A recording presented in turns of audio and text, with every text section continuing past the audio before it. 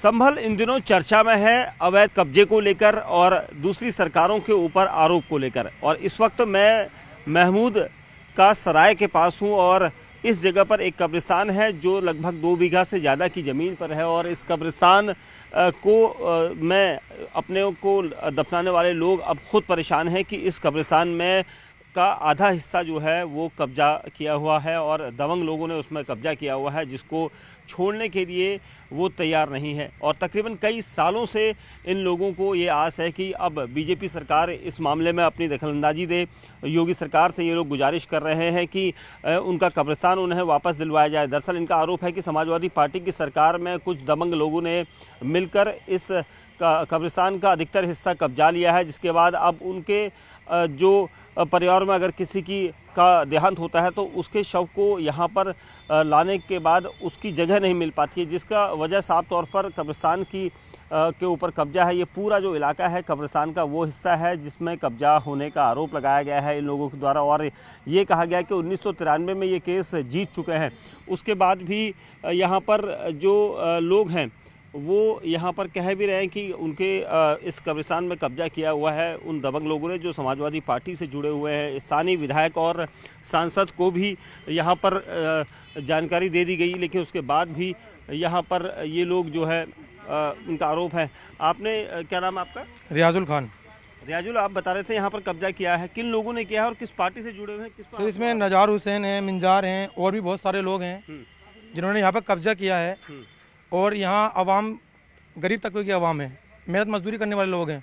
तो सर ये कब्रिस्तान पहले ज़माने में इनके बड़े बड़े यहाँ मूंगफलियाँ बेचते थे, उन्होंने उसी जगह पर कब्रिस्तानों की जगह पर कब्जा कर लिया। स्थानीय विधायक और सांसद भी तो यहीं के हैं, आपने उनसे बात नहीं की? स्थानीय विधायक की सर कहाँ करें, कभी गरीब की कोई नहीं सुनता है, सिर्फ आश्वासन देते हैं वो पब्लिक को आनकर राजनीतिक के टाइम पे कि हम आपका ये कब्जा खाली करवा देंगे। आप लोग आरोप लगा रहे हैं कि कब्जा हुआ है, किसके काल में हुआ है ये सब? ये सर इससे पहले सरकार समाजवादी सरकार थी और बसपा की सरकार थी, बीजेपी तो थी नहीं। अब बीजेपी सरकार आई तो ये जनता सिर्फ इंसाफ की गुहार लगा रही है कि योगी सरकार हमें इंसाफ दिलाए। तो सिर्फ आवाम को यही चाहिए सर कि हमें इंसाफ चाहिए। कितना एरिया है आपके कब्रिस्तान का जो कब्जा किया हुआ है? देखिए सर ये आपके सामने 2 बीघा का कब्रिस्तान है, यहाँ से लेकर वहाँ तक देखिए, उधर देखिए दिखाइए, नजर दौड़ाइए और आगे देखेंगे कि वहाँ पर कूड़ा डाल रहे हैं, पेशाब फिर रहे हैं, आरा मशीनें चला रहे हैं, बहुत सारी ऐसी चीज़ें उन्होंने इलीगल काम यहाँ कर रखे हैं जो कब्रिस्तान पर नहीं होने चाहिए। अच्छा जी, आप लोगों ने इस मामले में ऊपर कहाँ कार्रवाई की? आप लोगों ने बताया कि 1993 में आप लोग केस जीते।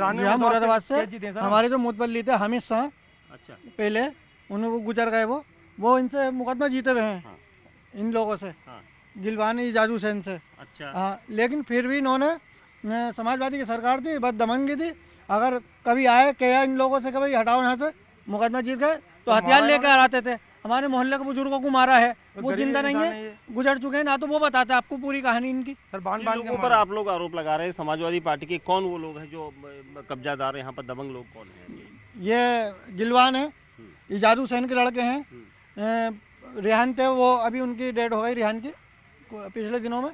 ये दबंग लोग थे। आरिफ है, मिंजार हुसैन के लड़के, जिन्होंने इस पे कब्जा कर रखा है। अच्छा हाँ, स्थानीय पुलिस प्रशासन को बताया था आप लोग? कंप्लेंट सबको पता है सर, इंक्वायरी के नहीं आते हैं, लेकिन इंक्वायरी वो खाने पूर्ति है, खत्म कर देते हैं। वो लोग पैसा भर देते हैं, कहानी खत्म हो जाती है। आप स्थानीय विधायक और सांसद का घर तो बगल में ही है, कोई नहीं सुनता हमारी कोई नहीं, आज तक किसी ने सुनी। अगर वो चाहते तो ये सब खाली हो जाते हैं, ये खाली हो जाता है, उनके एक इशारे पे खाली हो जाता है अगर वो चाहते तो। लेकिन किसी ने चाहे नहीं, लेकिन चाहे नहीं। आप लोगों ने आरोप लगाया कि समाजवादी पार्टी की सरकार में अनदेखी की गई, कब्जा किया? जी हाँ, उसी सरकार में कब्जा हुआ है। अच्छा हाँ? और भी कहीं पर कब्जा हुआ है? हाँ, एक मार्केट आगे बनी हुई है खड़े के चौराहे पे, हमारे पल्ले मोहल्ले वालों की पूरी मार्केट के चेहरे पे वहाँ पर मार्केट बना दी, दुकानें बना के सब कब्जा कर लिया। अच्छा, तब सरकार में कुछ नहीं हुआ? नहीं, हम योगी सरकार से इंसाफ चाहते हैं सर। हमें उम्मीद है बाबा जी, हमें अपने कब्रिस्तान खाली चाहिए, हमें कुछ नहीं चाहिए इसके ऊपर, इलीगल काम नहीं होना चाहिए यहाँ पे। हमें कोई मार्केट नहीं बनानी, कुछ नहीं बनाना, बस सिर्फ हमारे दफन होना है, क्योंकि हमारे कब्रिस्तान का हालात ऐसे हो गए हैं कि अब दफन होने लायक नहीं बचे हैं। आपका केस चल रहा बता रहे हैं आप? केस तो हमारा खत्म हो गया, 93 में खत्म हो गया, मुकदमा जीत का खत्म हो गया केस, लेकिन इन्होंने खाली नहीं करा।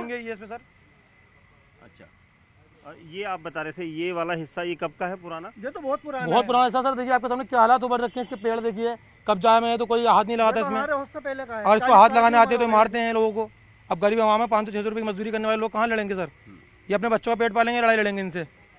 देखिए ये पूरा इलाका जो है यहाँ पर 2 बीघा से ज़्यादा की ज़मीन है, जिसमें 1 बीघा के आसपास यहाँ पर कब्जा किया गया है, ऐसा यहाँ के लोगों का आरोप है। और उनका ये भी आरोप है कि इसमें जो है यहाँ पर कब्जा करने के अलावा जो स्थानीय विधायक और सांसद है उनके पास भी कई बार शिकायत दे जा चुके हैं, लेकिन लोगों ने कभी भी नहीं सुनी। और अब देखिए बड़ी बड़ी बिल्डिंग इस कब्जे की जगह पर जो है, कब्रिस्तान की जगह पर ऊंची बड़ी बिल्डिंग बन गई है, कब्जा किया जा चुका है। और आरोप समाजवादी पार्टी सरकार पर लगा रहे हैं कि जब सरकार थी उनकी तब ये सारा कुछ हुआ और दबंगई के चलते उनकी कभी नहीं सुनेगी। जब वो आवाज़ उठाते थे तो उनको मारा पीटा जाता था और उनको बुजुर्गों को मारा पीटा जाता था, और इस वजह से ये पूरा घटनाक्रम यहाँ पर हुआ, इनका ये आरोप है। और उन्होंने ये भी दावा किया है कि वो 1993 में इस केस को जीत चुके थे। उसके बाद यहाँ पर केस जीतने के बाद भी अभी तक ये कब्जा वो नहीं छोड़ा पाए, जबकि कोर्ट ने आदेश दिया था।